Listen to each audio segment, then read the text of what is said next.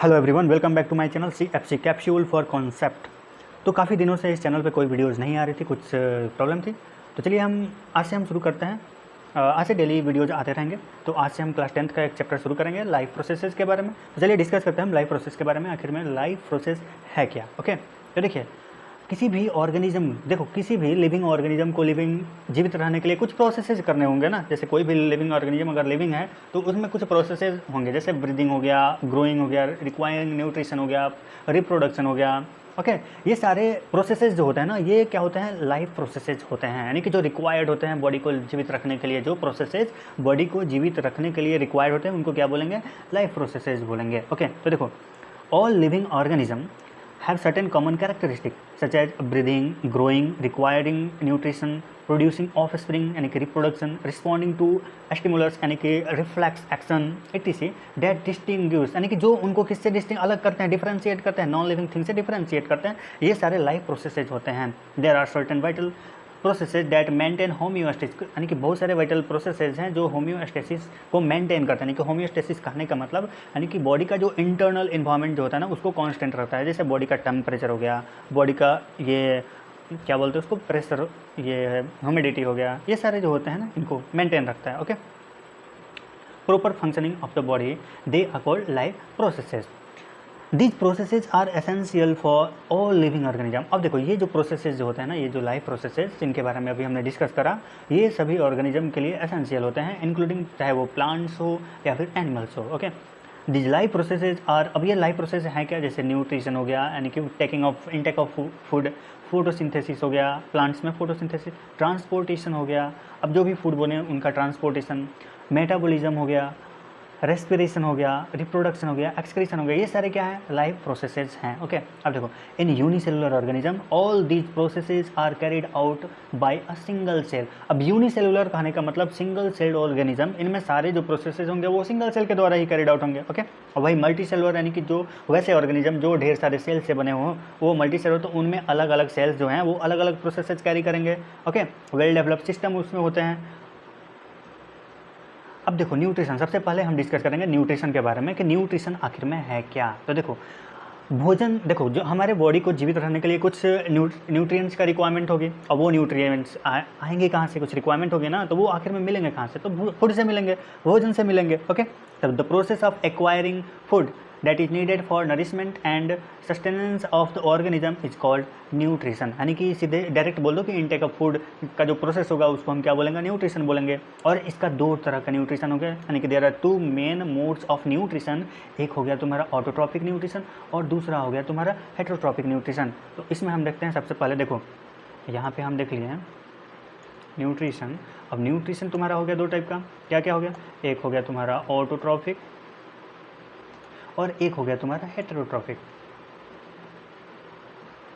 अब देखो ऑटोट्रॉपिक यानी कि ऑटो का मतलब सेल्फ, यानी कि जिसमें देखो जो यानी कि टाइप ऑफ ऑर्गेनिज्म जिनमें यानी कि सेल्फ यानी कि खुद से जो भोजन बना लेते हैं, यानी कि दूसरे एनिमल या प्लांट पे डिपेंड नहीं करते हैं भोजन के लिए, उनको हम बोलेंगे ऑटोट्रॉपिक न्यूट्रिशन। अब ये फर्दर दो टाइप के होंगे, क्या क्या, एक हो गया तुम्हारा फोटो ऑटोट्रॉपिक और दूसरा क्या हो गया, एक कीमो ऑटोट्रॉपिक। ओके, अब देखो फोटो ऑटोट्रॉपिक यानी कि जो सनलाइट का यूज करके, किस चीज़ का यूज करके, सनलाइट का यूज करके अपना भोजन बना रहा है ना, सनलाइट हो गया, उसको हम क्या बोल देंगे, फोटो ऑटोट्रॉपिक हो गया। ओके, और जैसे प्लांट्स हो गए ना, और ग्रीन प्लांट्स, और वही कीमो ऑटोट्रॉपिक कौन हो गए, जो केमिकल्स का यूज करके, यानी कि केमिकल्स का यूज करके अपना भोजन बना रहे हैं ना, वो हो गया कीमो ऑटोट्रॉप। जैसे बैक्टीरिया हो गया, ओके, जैसे बैक्टीरिया हो गया, सल्फर बैक्टीरिया वगैरह हो गया, ये सारे जो होंगे ये कीमोऑटोट्रॉप्स होंगे। और वैसे ऑर्गेनिज्म को क्या बोलेंगे, कीमोऑटोट्रॉप्स, और ऐसे ऑर्गेनिज्म को फोटोऑटोट्रॉप्स बोलेंगे। अब देखो हेटेरोट्रॉप्स क्या हो गए, देखो हेटेरोट्रॉपिक न्यूट्रिशन क्या होगा, यानी कि जो भोजन के लिए दूसरे पर डिपेंड कर रहा है, किसी एनिमल पे या फिर किसी प्लांट्स पे डिपेंड कर रहा है भोजन के लिए, वो हो गया हेटेरोट्रॉपिक। ओके, और न्यूट्रिशन क्या हो गया, हेटेरोट्रॉपिक मोड ऑफ न्यूट्रिशन, और ऑर्गेनिज्म क्या हो गया, हेटेरोट्रॉप्स हो गए। ओके, ये भी तुम्हारे तीन तरह के हो गए, एक हो गया तुम्हारा होलोजोइक, ओके होलोजोइक, दूसरा सैप्रोफाइटिक हो गया, और तीसरा क्या हो गया, पैरासाइटिक हो गया। सबको एक एक करके हम डिस्कस करेंगे। ओके, तो सबसे पहले देखते हैं, तो देखिए autotrophic nutrition is present in plants. देखो ऑटोट्रॉपिक न्यूट्रिशन किन में प्रेजेंट है, प्लांट्स में प्रेजेंट है। अलगी में कुछ अलगी, ग्रीन अलगी वगैरह हो गया ना, उसमें क्या हो गया तुम्हारा ये ऑटोट्रॉपिक न्यूट्रिशन होगा। और कुछ बैक्टीरिया में होंगे, किसमें, यानी कि कुछ बैक्टीरिया ऐसे हैं ना जिनमें ग्रीन पिगमेंट्स पाए जाते हैं, क्लोरोफिल ए वगैरह पाए जाते हैं, इसलिए उनमें ऑटोट्रॉपिक न्यूट्रिशन होते हैं। ओके, तो ऑटोट्रॉपिक न्यूट्रिशन किन में आ गए, प्लांट में, ग्रीन एल्गी में और बैक्टीरिया में। ओके, सम देखो organism produces their own food using light energy और केमिकल एनर्जी थ्रू फोटोसिंथेसिस और कीमोसिंथेसिस, उसको हम क्या बोलेंगे, ऑटोट्रॉपिक न्यूट्रिशन बोलेंगे। तो इसमें देखो ऑटोट्रॉपिक न्यूट्रिशन में दोनों तरह से बोल रहा है, केमिकल एनर्जी से भी और लाइट एनर्जी का यूज करके भी अपना भोजन ऑर्गेनिज्म ले रहा है। ओके, तो इस प्रकार दो तरह के हो जाएंगे ऑटोट्रॉपिक न्यूट्रिशन, कीमो और फोटो ऑटोट्रॉपिक, जो हम डिस्कस कर चुके हैं जिसको। उसके बाद देखो हेट्रोट्रॉपिक न्यूट्रिशन के बारे में अगर बात करें तो किसमें प्रेजेंट होगा, बैक्टीरिया में प्रेजेंट होगा, फंजाई में और एनिमल्स में। Okay, they drive energy from organic compound. अब देखो हेट्रोट्रॉपिक न्यूट्रिशन जो है ना वो अपना एनर्जी कहाँ से लेता है, ऑर्गेनिक कंपाउंड से लेता है, such as animals eating plants और अदर एनिमल्स फॉर फूड। अब देखो इस प्रकार जो है ना वो फूड के लिए किसी और एनिमल्स पे या फिर प्लांट्स पे डिपेंड रहता है। तो हेट्रोट्रॉपिक न्यूट्रिशन जो है ना इसके पास 3 सब टाइप्स होते हैं, 3टा अभी हमने बात करा ना, होलोजोइक न्यूट्रिशन, सैप्रोफाइटिक और पैरासाइटिक न्यूट्रिशन। ओके, इसके बाद हम देखते हैं, देखो अब हम ऑटोट्रॉपिक न्यूट्रिशन के बारे में डिस्कस करेंगे। ओके, तो देखिए autotrophic nutrition, the mode of nutrition in which organism makes और obtains देयर ओन फूड इधर बाय यूजिंग सनलाइट और बाय यूजिंग केमिकल्स, उनको हम क्या बोलेंगे, ऑटोट्रॉपिक न्यूट्रिशन। अभी हमने डिस्कस कर रखा है इसके बारे में। अब इसके 2 टाइप, यानी कि फोटो ऑटोट्रॉपिक न्यूट्रिशन और कीमो ऑटोट्रॉपिक न्यूट्रिशन, इसके बारे में भी डिस्कस करा। तो देखो photo autotrophic nutrition obtain their own food by using sunlight, जैसे फोटोसिंथेसिस में होता है। ओके, और ऑर्गेनिज्म को क्या बोल दिया, फोटो ऑटोट्रॉप्स। ओके, यानी कि सनलाइट का यूज करके अपना भोजन ये ऑब्टेन कर रहा है ना, फोटो ऑटोट्रॉपिक न्यूट्रिशन में। अब कीमो ऑटोट्रॉपिक न्यूट्रिशन में क्या है, यानी कि ये अपना भोजन कैसे ऑब्टेन कर रहा है, केमिकल्स का यूज करके ऑब्टेन कर रहा है, और ऐसे ऑर्गेनिज्म को क्या बोल दिया, कीमो ऑटोट्रॉप्स बोल दिया। ओके, तो इसमें हम सबसे पहले फोटोसिंथेसिस के बारे में देखेंगे। तो फोटोसिंथेसिस यानी कि ऑटोट्रॉपिक न्यूट्रिशन का मेन एग्जांपल है फोटोसिंथेसिस। ओके, और ये ग्रीन प्लांट के द्वारा ही कैरिड आउट होता है, कुछ अलगी में और कुछ बैक्टीरिया में।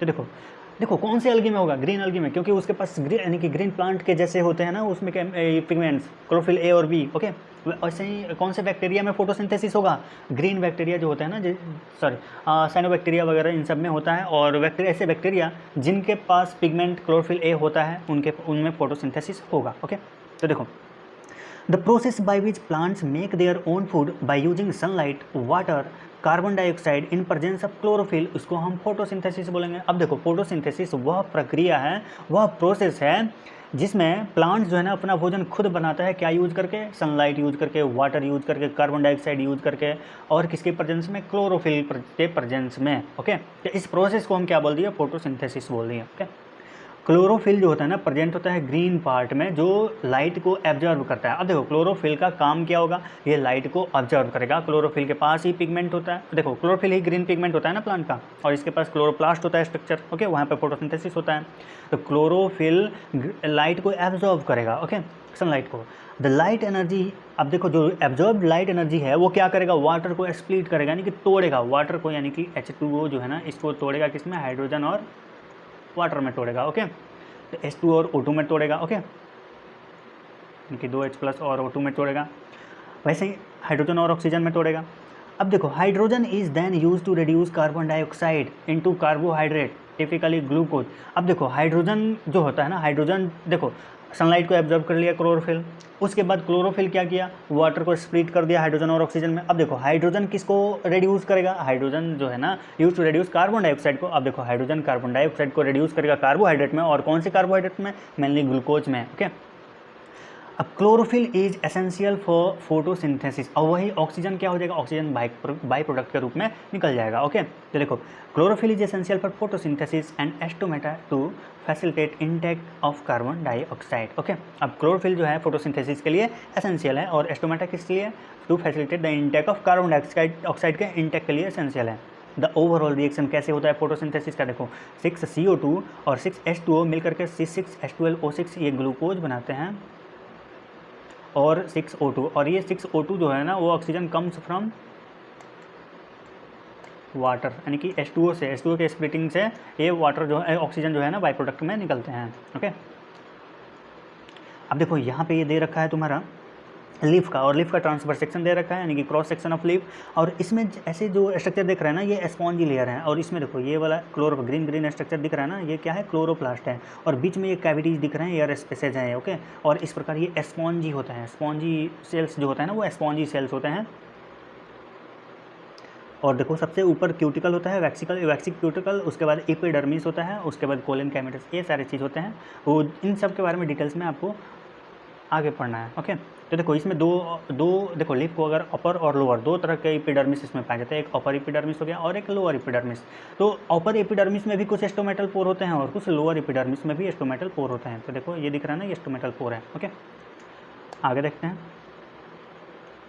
अब इसके बाद हम एस्टोमेटा के बारे में देखते हैं कि आखिर में एस्टोमेटा का यूज क्या है, एस्टोमेटा कैसे होते हैं, ओके। तो देखो stomata are pores on the lips that help in the exchange of gases. Stomata क्या होता है, एक पोर होता है लिप्स पे, एक पोर होता है जो अपर और लोअर दोनों ही सरफेस पे हो सकता है, ओके। तो क्या होता है, ये लिप्स पे एक पोर होता है जो गैसियस एक्सचेंज में हेल्प करता है, okay. They are mostly found in under side of the leaf, यानी कि मोस्टली ये नीचे, लीफ के नीचे वाले जो सरफेस होता है ना, वो उस पर पाए जाते हैं। लोअर एपिडर्मिस में मेनली पाए जाते हैं, मोस्टली पाए जाते हैं, यानी कि मैक्सिमम नंबर में लोअर सरफेस पे पाया जाता है, और मिनिमम यानी कि कम में एक मतलब बहुत कम मात्रा में अपर साइड में पाया जाता है, ओके। अगर पूछे ना कि मोस्टली कौन से सरफेस पे पाया जाता है, तो लोअर सरफेस पे, लोअर एपिडर्मिस पे, okay. Stomata, each stoma is guarded by guard cell, okay. अब देखो प्रत्येक एस्टोमा जो है ना, वो गार्डेड होता है किससे, गार्ड सेल। ये जो स्ट्रक्चर दिख रहा है ना, ये क्या होता है, गार्ड सेल होता है, ओके। ये गार्ड सेल होता है विच कंट्रोल द ओपनिंग और क्लोजिंग ऑफ द पोर। ये जो है ना, ये ओपन है और ये क्या है, क्लोज है, यानी कि गार्ड सेल ही रेगुलेट कर रहा है ओपनिंग और क्लोजिंग ऑफ द एस्टोमेटल पोर के ओपनिंग और क्लोजिंग होने का गार्डिंग कौन करता है, stomata, okay. Stomatal pore, the water content of the guard cell is responsible for their function. अब देखो वाटर कंटेंट जो होता है ना गार्ड सेल में, वही रिस्पॉन्सिबल होता है इसके फंक्शन के लिए। आगे देखते हैं। अब देखो अब हेट्रोट्रॉपिक न्यूट्रिशन के बारे में अगर हम बात करें, तो देखो हेट्रोट्रॉपिक न्यूट्रिशन तीन तरह के हमने बताया ना, एक होलोजोइक, दूसरा सेप्रोफाइटिक और तीसरा पैरासाइटिक। होलोजोइक में मेनली क्या होता है, होलोजोइक में यानी कि सॉलिड फूड को इंटेक करते हैं। इसमें हमको देखने को मिलता है अमीबा में और ह्यूमन में। ये इनमें हमको क्या ये होलोजोइक न्यूट्रिशन हमको देखने को मिलता है। सेप्रोफाइटिक इसमें देखने को मिलता है फंजाई में, जिसमें देखो ये जो है ना डेड एंड डिकेइंग प्लांट्स या फिर एनिमल्स पे वो डिपेंड करता है फूड के लिए। और पैरासाइटिक में हम होस्ट का बात करते हैं और पैरासाइट का बात करते हैं, ओके। और पैरासाइटिक जो है ना, यानी कि प्लांट से, किसी भी प्लांट या एनिमल से चिपक करके उससे न्यूट्रिशन को एब्जॉर्व करते हैं पैरासाइटिक में, ओके। और किसी यानी कि लिविंग ऑर्गेनिज्म पे ही चिपक करके, उसी पे डिपेंड, लिविंग ऑर्गेनिज्म पे ही डिपेंड कर रहा है फूड के लिए, न्यूट्रिशन के लिए, ओके। ये पैरासाइट है। मस्क्यूटो पैरासाइट नहीं होता है, क्योंकि वो भोजन के लिए नहीं, ब्लड, देखो ह्यूमन के ब्लड को वो सक करता है, उससे वो भोजन के लिए नहीं सक करता है, ओके, मस्क्यूटो। इसलिए वो मस्क्यूटो जो होता है ना, वो पैरासाइट नहीं होता है। इसके बाद हम बात करेंगे, चलिए एक एक करके हम देखते हैं सेप्रोफाइटिक न्यूट्रिशन के बारे में। सबसे पहले देखते हैं, तो देखो some organism feed on dead and decaying organic matter, this mode of nutrition is called saprophytic nutrition. देखो अभी हमने बताया ना कि ये भोजन के लिए किस पे डिपेंड कर रहा है, डेड और यानी कि सड़े गले जो मैटर है ना, ऑर्गेनिक मैटर, उस पर डिपेंड कर रहा है, ओके। प्लांट्स के पत्ते सड़ गए हों उन पर, या फिर एनिमल सड़े गले हों उन पर ये डिपेंड कर रहे हैं, और न्यूट्रिशन एब्जॉर्ब कर रहे हैं वो फूड को, okay. The food is partially digested outside the body and then is absorb. अब देखो फूड जो है ना, वो पार्शियली आउटसाइड द बॉडी ही पार्शियली डाइजेस्ट हो जाता है, यानी कि उनके बॉडी से केमिकल निकलते हैं और वो पार्शियली डाइजेस्ट करते हैं आउटसाइड ही बॉडी को, उसके बाद वो एब्जॉर्ब करते हैं उसको। फंजाई हो गए और सेप्रोफाइट्स आ गए इनमें। फंजाई जो होते हैं ये सेप्रोफाइट्स होते हैं। नेक्स्ट आ गया पैरासाइटिक न्यूट्रिशन। तो देखो some organism feed at the expense of another organism and in turn cause them harm. यहाँ पे मान लो दो ऑर्गेनिज्म एक साथ में है और एक ऑर्गेनिज्म जो है दूसरे को हार्म पहुंचा रहा है, यानी कि उससे न्यूट्रिशन को एब्जॉर्ब कर। जैसे अमरवेल का पेड़, अमरवेल के बारे में आपने सुना होगा, किसी पेड़ पे अमरवेल का ये जो है ना लत्ता चढ़ा रहता है और उससे न्यूट्रिशन को एब्जॉर्ब करता है और बाद में वो पेड़ जो है सूख जाती है। तो इस प्रकार दूसरा पेड़ जो है सूख जा रहा है ना, उसको होस्ट बोल दिया और इसको पैरासाइट, यानी कि अमरवेल पैरासाइट हो गया और वो क्या हो गया, होस्ट हो गया। तो इसमें दो पैरासाइट और होस्ट यूज हो रहा है। पैरासाइट क्या कर रहा है, होस्ट से न्यूट्रिशन एब्जॉर्ब कर ले रहा है और होस्ट को हार्म पहुँचा रहा है, ओके। तो इसको पैरासाइटिक मोड ऑफ न्यूट्रिशन बोल दिया। This parasite live on the body और इन द बॉडी, यानी कि बॉडी के सरफेस पे भी रहते हैं और इनसाइड बॉडी भी रहते हैं। इस प्रकार दो टाइप हो गए, इंडो पैरासाइट और ectoparasite, okay. Host organism, okay, and derive nutrients directly from their body, okay. Host के जो बॉडी है उनसे डायरेक्टली न्यूट्रिशन को एब्जॉर्ब करता है, ओके। तो देखो इसमें अगर दो तरह के हो गए ना पैरासाइट, एक हो गया तुम्हारा इंडो पैरासाइट और एक एक्टो पैरासाइट। इंडो पैरासाइट अगर हम एक्टो पैरासाइट का बात करें तो लिच क्या करता है, बॉडी के सरफेस पे ही अटैच चिपक जाता है ना और उससे ब्लड को सक करता है, तो ये एक्टो पैरासाइट होता है। वही एस्कैरिस जो होता है ना वो इनसाइड बॉडी होता है। एस्कैरिस कहाँ, इंटेस्टाइन में रहता है ना, स्मॉल इंटेस्टाइन में, तो वो एस्कैरिस डैमेज करेगा इंटेस्टाइन को। कैस्कुटा जो होता है ये भी क्या है, पैरासाइट है कैस्कुटा। ओके, इसके बाद हम न्यूट्रिशन इन अमीबा। अमीबा में कैसा न्यूट्रिशन होता है, अमीबा में होलोजोइक न्यूट्रिशन होता है। अभी हमने होलोजोइक के बारे में पढ़ा ना, holozoic mode of nutrition. It engulfs the food particle using pseudopodia. अब स्यूडोपोडिया जो होते हैं उनके फाल्स फिट निकले होते हैं ना, ऐसे देखो, तो मान लो ये अमीबा हो गया, या फिर ऐसे हम बना देते हैं ना कोई, एक मिनट,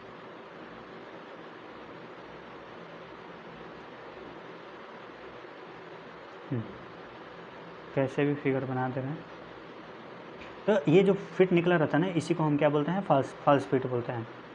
ये अमीबा हो गया तुम्हारा, या फिर ये फॉल्स फिट, यानी कि स्यूडोपोडिया जो हो गया तुम्हारा उसका फॉल्स फिट होता है अमीबा का। ओके, उसी से वो फूड को क्या करता है, इनगल्फ करता है, और इस प्रोसेस को हम फैगोसाइटोसिस बोलते हैं। द इनगल्फ फूड जो होता है get enclose in the food vacuole. अब देखो वो जो इनगल्फ फूड होता है ना वो क्या होता है, जैसे यहाँ पे कोई फूड पार्टिकल है तो इसको क्या करेगा, कवर कर लेगा अपने अंदर, और ये फूड वैक्यूल, ये हो जाएगा तुम्हारा फूड वैक्यूल हो जाएगा, और इसी को अंदर ये क्या करेगा, खींच लेगा। ओके, और इस प्रकार उसमें डाइजेशन होगा, एब्जॉर्प्शन होगा, एसिमिलेशन होगा, उसके बाद वो फूड वैक्यूल के तरह फॉर्म में ही उसको इजेशन कर देगा, यानी कि एक्सक्रीट आउट कर देगा। ओके, तो ये प्रोसेस हो गया अमीबा में न्यूट्रिशन का। तो as the food vacuole passes through the cytoplasm, अब जैसे फूड वैक्यूल जो है ना, ये अगर हम ये साइटोप्लाज्म के थ्रू पास करेगा ना तो इनमें डाइजेशन होगा, यानी कि देखो ये सरफेस से, अमीबा के सरफेस से क्या होगा, यानी कि साइटोप्लाज्म या कह दो या फिर बॉडी सरफेस से क्या होगा, एक केमिकल निकलेंगे और वो क्या करेगा, फूड पार्टिकल पे एक्ट करेगा और वहाँ डाइजेशन होगा। डाइजेशन के बाद जब डाइजेशन हो जाएगा तो उनमें एब्जॉर्प्शन होगा और सारे न्यूट्रिएंट्स को एब्जॉर्ब कर लेगा जो भी रिक्वायर्ड होंगे, फिर एसिमिलेशन उनका यूज़ होगा, और फिर ये जो बचे वेस्ट प्रोडक्ट जो होंगे उनको यानी कि एक्सक्रीटरी फॉर्म में एक्सक्रीट आउट कर देगा। Okay, when the food vacuole open outside, अब देखो जब फूड वैक्यूल आउटसाइड इधर साइड आकर के अगर फूड वैक्यूल ओपन करेगा ना यहाँ पे, तो इजेशन टेक्स प्लेस होगा। ओके, यानी कि अगर फूड पार्टिकल को इनटेक हो रहा है तो उसको इनजेशन बोल रहा है, और आउटटेक यहाँ पे हो जा रहा है, यानी कि आउटसाइड ओपन हो रहा है तो वहाँ पे उसका इजेशन हो जाएगा, यानी कि एक्सक्रीटरी प्रोडक्ट जो होगा वो एक्सक्रीटेड आउट हो जाएगा। Egestion of the undigested food particle takes place. इसके बाद हम इसका फिगर में देख लेते हैं। देखो ये यहाँ पे सिंपल फूड पार्टिकल है, यहाँ पे देखो ये फूड पार्टिकल है और ये न्यूक्लियस हो गया है, अमीबा हो गया। अब इसका ये जो स्यूडोपोडिया है ना ये इधर प्रोजेक्ट करेगा। ओके, देखो यहाँ पे प्रोजेक्ट किया ना, प्रोजेक्ट करके उसको कवर कर लिया और फूड वैक्यूल बना लिया। फूड वैक्यूल बनाने के बाद एक इधर पास आउट होगा, साइटोप्लाज्म के थ्रू वो पास आउट होगा। फिर जब उसमें डाइजेशन एब्जॉर्प्शन ये सारे प्रोसेसेस हो जाएंगे, एसिमिलेशन, उसके बाद जो एक्सक्रीटरी प्रोडक्ट बनेगा वो फूड वैक्यूल इधर ओपन होकर के इधर साइड में एक्सक्रीटेड आउट हो जाएगा। ओके, और फिर वैसा ही शेप में आ जाएगा अमीबा। ये हो गया तुम्हारा न्यूट्रिशन अमीबा में। उसके बाद हम ह्यूमन में न्यूट्रिशन देखते हैं कि आखिर में ह्यूमन में न्यूट्रिशन जो होता है वो कैसा होता है। तो देखो ह्यूमन में भी न्यूट्रिशन जो होता है ना वो कैसा होता है, होलोजोइक ही होता है। कैसा होता है, होलोजोइक टाइप न्यूट्रिशन होता है। और देखो ह्यूमन कैसे होते हैं, ओमनीवोरस होता है, यानी कि वो मांस पे भी डिपेंड करते हैं, यानी कि एनिमल पे और प्लांट दोनों पे ही वो डिपेंड करते हैं फूड के लिए। They can eat plant based food as well as animal based food. Okay, देखो उसके बाद यानी कि कार्निवोर, हर्बीवोर दोनों ही होते हैं वो। Being more complex human have a very complicated nutrition system. अब देखो ये कॉम्प्लेक्सिटी ज़्यादा होने की वजह से ह्यूमन के पास वेरी कॉम्प्लिकेटेड न्यूट्रिशन सिस्टम होते हैं। तो देखो the digestive system has an alimentary canal and associated digestive gland which together function to nourish the body. अब देखो डाइजेस्टिव सिस्टम के पास कुछ देखो एलिमेंट्री कैनाल और कुछ एसोसिएटेड ग्लैंड्स, डाइजेस्टिव ग्लैंड्स जो होते हैं दोनों मिल करके डाइजेशन का प्रोसेस करते हैं और बॉडी को नरिशमेंट प्रोवाइड करते हैं। There are 5 stages in human nutrition. देखो पहला 5 स्टेजेज हैं ह्यूमन न्यूट्रिशन में। पहला इंजेशन हो गया, फिर डाइजेशन हो गया, फिर एब्जॉर्प्शन हो गया, फिर एसिमिलेशन हो गया और फिर इजेशन यानी कि excreted out of the body. Okay, तो देखो इंजेशन क्या होता है, इंजेशन जो होता है ना कि इनटेक ऑफ फूड क्या हो जाएगा, इंजेशन हो जाएगा। अब चूँकि फूड को इनटेक हो गया तो उसको डाइजेस्ट करना है ना, डाइजेस्ट करेंगे यानी कि कॉम्प्लेक्स जो ऑर्गेनिक मॉलिक्यूल है उनको सिंपल एब्जॉर्बेबल फॉर्म में कन्वर्ट करना है। ताकि वो एब्जॉर्ब हो पाए। जब कन्वर्ट हो जाएंगे उनके बाद एब्जॉर्प्शन होगा। एब्जॉर्प्शन जब हो जाएगा फिर उसका यूज होगा ना, डिफरेंट अलग अलग टिश्यू में पहुँचाकर उसका यूज करना होगा, तो उसको एसिमिलेशन बोलेंगे। और फिर जब जो वेस्ट प्रोडक्ट बचे हैं यानी कि जो अनडाइजेस्टेड प्रोडक्ट बचे हैं उनको क्या करेंगे, इजेशन कर देंगे यानी कि एक्सक्रीटेड आउट करेंगे। Okay, 4 stages ingestion, digestion, absorption और egestion takes place in the alimentary canal while assimilation takes place in the whole body. है एसिमिलेशन चूँकि यूज है ना, तो जहाँ जहाँ रिक्वायर्ड होगा वहाँ वहाँ जा करके यूज हो जाएगा वो, तो पूरे बॉडी में एसिमिलेशन हो रहा है यानी कि यूज हो रहा है न्यूट्रिएंट्स का। अब इंजेशन, डाइजेशन, एब्जॉर्प्शन और इजेशन जो है ना, ये कहाँ पे हो रहा है, एलिमेंट्री कनाल में। तो इंजेशन कहाँ पे होगा, माउथ में होगा। डाइजेशन कहाँ पे होगा, स्टोमक इंटेस्टाइन में होगा, स्मॉल इंटेस्टाइन में, ओके, डुओडेनम में। एब्जॉर्प्शन कहाँ होगा, इलियम जेजुनम हो गया, और वहाँ पे लार्ज इंटेस्टाइन में होगा। स्मॉल इंटेस्टाइन, लार्ज इंटेस्टाइन में एब्जॉर्प्शन होगा। इजेशन जो होगा वो एनस से इजेशन हो जाएगा। ओके, तो ये पार्ट्स हो गए। इसके बाद अब ये देखो माउथ। अब माउथ यानी कि यहाँ पे आ गया तुम्हारा oral cavity. Okay, oral cavity, यहाँ पे डाइजेशन स्टार्ट होगा। Digestion start, okay, digestion start कहाँ होगा, माउथ में। यानी कि जो स्टार्च होंगे ना, स्टार्च कन्वर्ट होंगे माल्टोज में,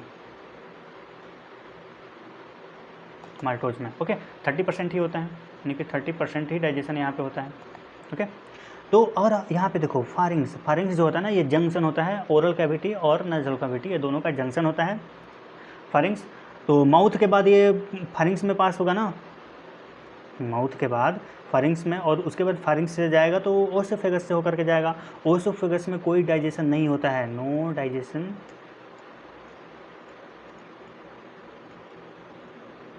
ऑकर्स, यहाँ कोई डाइजेशन नहीं होता है। उसके बाद ये जो हो गया, देखो माउथ क्या हो जाएगा, ये जंक्शन हो गया, सॉरी फारिंग्स क्या हो गया, ये जंक्शन हो गया। ओके, एयर ट्यूब और जो एयर ट्यूब और ओरल कैविटी जो होता है ना, इनका क्या होता है, ये जंक्शन होता है। एयर ट्यूब और फूड पाइप, इन दोनों का जंक्शन होता है फारिंग्स। एस्टोमक, अब देखो एस्टोमक का 3 पार्ट होता है, यहाँ पे डाइजेशन होगा। ओके, एस्टोमक में डाइजेशन होगा किस चीज़ का, 1 मिनट,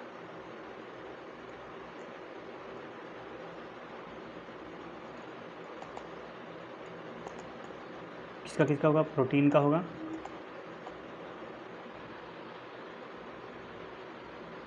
कुछ लिपिड भी होंगे, ओके। और यहाँ पे सेक्रेशन किस चीज़ का होता है, यहाँ पे सेक्रेशन होता है तुम्हारा, क्या क्या होता है, HCl होता है, पेप्सिनोजन होता है। ओके, HCl और पेप्सिनोजन, कुछ लाइपेज भी होता है। ओके, कुछ लाइपेज भी सेक्रेट होता है यहाँ पे, HCl हो गया, पेप्सिनोजन हो गया, और कुछ प्रोरेनिन भी, यानी कि जो छोटे बच्चे होते हैं ना उनमें प्रोरेनिन वगैरह होते हैं। ओके, तो देखो ये हो गया स्टोमक में डाइजेशन हो गया प्रोटीन का। ओके, और यानी कि पेप्सिनोजन जो होगा वो पेप्सिनोजन HCl जो होगा, HCl पेप्सिनोजन को कन्वर्ट करेगा पेप्सिन में, और ये पेप्सिन जो होगा प्रोटीन का डाइजेशन कराएगा। ओके, उसके बाद लीवर हो गया, पैनक्रियाज हो गया। तो ये कुछ लीवर और पैनक्रियाज क्या करते हैं, वो डाइजेस्टिव ग्लैंड्स होते हैं। यहाँ से देखो लीवर जो होता है ना, इनमें बाइल जूस सेक्रेट होते हैं जो कि इमल्सिफिकेशन कराते हैं। क्या कराते हैं, इमल्सिफिकेशन कराते हैं। ओके, पैनक्रियाज में कुछ पैनक्रियाटिक जूस होता है जो फर्दर डाइजेशन कराते हैं। ओके, अब पैनक्रियाज का पैनक्रियाटिक जूस, पैनक्रियाज जो है ना उनका पैनक्रियाटिक जूस होते हैं, ये भी डाइजेशन में हेल्प करते हैं। उसके बाद स्मॉल इंटेस्टाइन में डाइजेशन होता है, और कुछ स्मॉल इंटेस्टाइन में फाइनल डाइजेशन जो होता है ना वो स्मॉल इंटेस्टाइन में होता है। ओके, फाइनल डाइजेशन कहाँ पे होता है, स्मॉल इंटेस्टाइन में। ओके, स्मॉल इंटेस्टाइन से भी कुछ ये जूस सेक्रेट होता है जिसको हम क्या बोलते हैं, इंटेस्टिनल जूस सेक्रेट होता है जिसको हम सक्कस इंटेरिकस बोलते हैं। क्या बोलते हैं, सक्कस इंटेरिकस बोलते हैं। तो ये चीज़ हो गया तुम्हारा। अब देखो जैसे हम इसके बारे में डिटेल्स में देखते हैं। देखो जैसे ही भोजन का इंटेक कहाँ से होगा, माउथ से होगा, यानी कि ये हो गया माउथ से भोजन का इंटेक होगा, माउथ से। Okay, buccal cavity. उसके बाद वहाँ मैस्टिकेशन होगा, और कुछ 3 सलाइवरी ग्लैंड्स होते हैं जिससे सलाइवा सेक्रेट होते हैं। क्या होते हैं, सलाइवा सेक्रेट होते हैं, सलाइवा। ओके, सलाइवा कहाँ से होता है, यानी कि सलाइवरी ग्लैंड से होता है, और इसके पास एक एंजाइम होता है जिसको हम बोलते हैं सलाइवरी अमाइलेज। ओके, और यही जो होता है ना, ये डाइजेशन कराता है किसका, कार्बोहाइड्रेट के स्टार्च का इन माउथ। ओके, माउथ में स्टार्च का डाइजेशन कराता है सलाइवरी एमाइलेज। ओके, तो सबसे पहले डाइजेशन स्टार्ट कहाँ हुआ, माउथ में डाइजेशन स्टार्ट हो गया। उसके बाद देखो कुछ यानी कि 30% ही डाइजेशन स्टार्च का हो रहा है माउथ में, बाकी सारे जो होगा वो इंटेस्टाइन में होगा। ओके, उसके बाद भोजन माउथ से ओसोफेगस में फारिंग्स से होते हुए क्या हो गया, ओसोफेगस में भोजन आया। यानी कि ओसोफेगस में एक मूवमेंट होता है ओसोफेगस में जिसको हम पेरिस्टालसिस मूवमेंट बोलते हैं। पेरिस्टालसिस मूवमेंट के थ्रू ओसोफेगस से भोजन जाता है। जैसे यहाँ से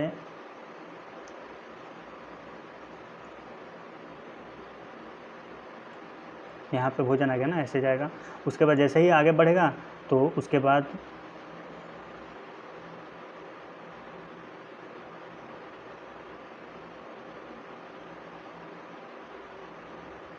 भोजन यहाँ आ जाएगा। ऐसे करके ये यानी कि सक्सेसिव कॉन्ट्रैक्शन और रिलैक्सेशन के प्रोसेस से वो क्या होगा, मूव करेगा भोजन। इसी को बोल दिया पेरिस्टाल्टिक मूवमेंट। उसके बाद भोजन जो है ना ये आ गया स्टोमक में। ओके, अब स्टोमक में सबसे पहले ये वाला जो 3 पोर्शन हो, चार पार्ट होता है स्टोमक का, यानी कि बॉडी हो गया, फंडस हो गया, पाइलोरिक हो गया, ओके, और कार्डियक हो गया, कार्डियक। ओके, तो सबसे पहले इंटरी मारा यहाँ से। उसके बाद देखो बॉडी में स्टोमक में 3 तरह के, सबसे पहले स्टोमक में एक एसिड सेक्रेट होता है जिसको हम HCl बोलते हैं। ओके,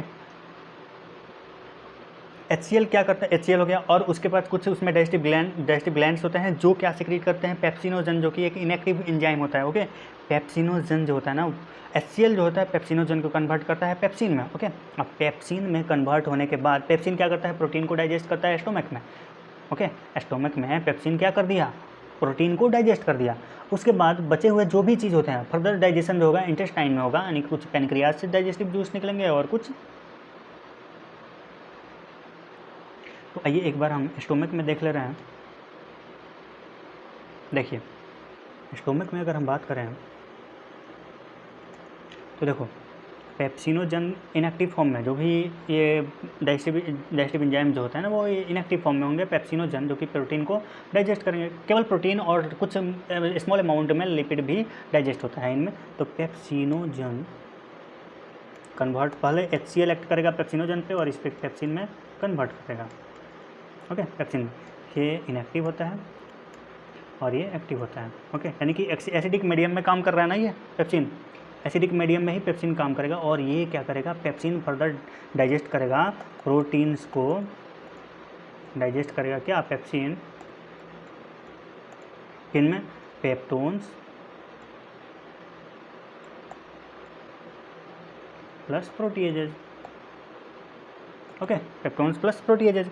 और यहाँ स्टार्च का डाइजेशन, स्टोमक में स्टार्च का डाइजेशन नहीं होता है, स्टार्च का नहीं होता है। ये डायरेक्ट अब कहाँ पे होगा, ये अब स्मॉल इंटेस्टाइन में उसका कंप्लीट डाइजेशन होगा। ओके, इसके बाद अगर हम बात करें तो पैनक्रियाज, अगर हम बात करें पैनक्रियाज में, तो देखो पैनक्रियाज में कुछ क्या क्या एंजाइम्स होते हैं। एंजाइम्स का अगर हम बात, डाइजेस्टिव एंजाइम्स या फिर डाइजेस्टिव जूसेस क्या क्या होते हैं, ये चीज़ देखते हैं। तो देखो इनमें जो होता है ना, एक तो हो गया, देखो एक ट्रोप्सिन होता है, ट्राइप्सिन, कीमोट्राइप्सिन और कार्बोक्सी पेप्टाइडेज। ये तीनों मिलकर के प्रोटीन्स को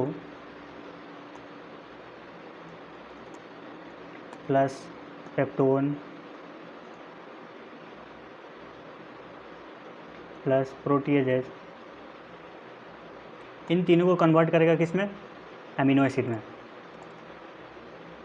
ओके, एमिनो एसिड में कन्वर्ट कर दिया यहाँ पे। ओके, ये सारे ये कहाँ पे हो रहा है, स्मॉल इंटेस्टाइन में। ये फंक्शन जो हो रहा है ना, ये देखो पैनक्रियाज का जो सेक्रेशन होगा, इसका सेक्रेशन कहाँ पे आएगा, ये सारे secretion works in small intestine, सारे इंटेस्टाइन में ही काम करेंगे, किसके साथ, इंटेस्टिनल जूस के साथ। ओके, तो पैनक्रियाज का जो जूस होगा वो और इंटेस्टिनल जूस, इन दोनों को मिला करके हम सकस इंटेरिकस बोलेंगे। क्या बोलेंगे, सकस इंटेरिकस होते हैं। अब पैनक्रियाटिक जूस में और क्या क्या होते हैं, लाइपेज होते हैं। ओके, लाइपेज जो फैट को इसमें कन्वर्ट करेगा, फैटी एसिड में। Okay, plus glycerol, okay, lipase हो गया। उसके बाद और भी होते हैं, यानी कि मोनोसेकेराइड, यहाँ पे ये कार्बोक्सिल, ये क्या बोलते हैं, पैनक्रियाटिक अमाइलेज होता है।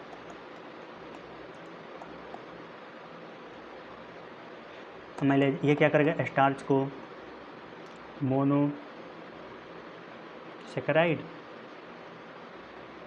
Plus disaccharide, mono plus disaccharide में कन्वर्ट करेगा। उसके बाद अगर हम बात करें तो ये सारे हो गए, पैनक्रियाटिक जूस हो गया। उसके बाद न्यूक्लियस भी होते हैं इनमें कुछ, यानी कि ये न्यूक्लियस भी, लाइपेज, उसके बाद न्यूक्लियस भी हो गया। ओके, ये भी होता है। उसके बाद हम इंटेस्टिनल जूस को क्या बोलते हैं, इंटेस्टिनल, इनको हम क्या बोलते हैं, सकस इंटेरिकस बोलेंगे, सकस इंटेरिकस बोलेंगे। इनमें क्या क्या आ गया, इनमें जो होता है देखो, ये पेप्टाइडेजेज आ गया, प्रोटीएजेज, पेप्टाइडेजेज आ गया, फिर तुम्हारा लाइपेजेज, इसमें फिर लाइपेजेज आ गया, फिर न्यूक्लियेजेज है। फिर न्यूक्लियेजेज क्या करेंगे, यहाँ पैनक्रियाटिक जो होते हैं वो न्यूक्लियेजेज क्या करेंगे, वो करेंगे ये जो न्यूक्लिक एसिड जो होते हैं उनको डीएनए वगैरह में कन्वर्ट करेगा, प्लस आरएनए में। ओके, और यहाँ पे डीएनएज आरएनएज हो जाएंगे। ओके, ये सारे क्या है। उसके बाद मोनोसेकेराइडेज, ये सब जो होता है ना,